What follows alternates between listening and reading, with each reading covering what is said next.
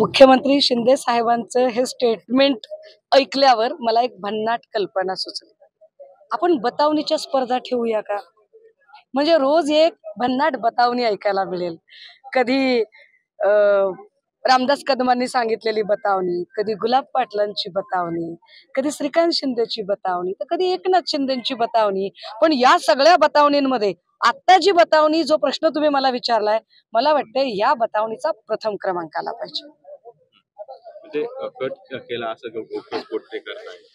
नाही, मी म्हणलं ना, बतावणी चांगली आहे, स्पर्धेमध्ये पहिलं पारितोषिक पटकावेल, कारण याच्या पलीकडे माझ्याकडे त्याच्यावर बोलण्यासाठी काहीच नाही. ठाकरेंना खोके नाही तर कंटेनर लागतो याचा साक्षीदार मीच आहे.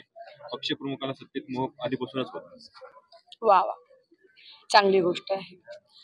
जे काही शिंदे साहेब बोलतात ते इतकं बालिश, इतकं वेग आणि इतकं, म्हणजे खरं तर हा शब्द वापरू नये, परंतु एखादा उडान टप्पू बोलण्यासारखं हे जे बोलणं आहे हे शोभत नाही मुख्यमंत्री पदाला.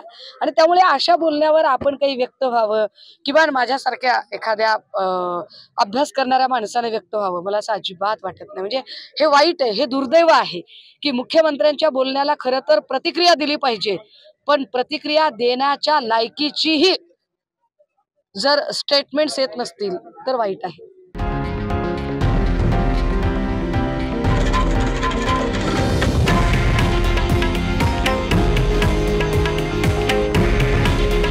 हे आहे देशातील नंबर 1 न्यूज नेटवर्क आणि आपण पाहत आहात TV9 मराठी. काळजी तुमची, हित महाराष्ट्राचं.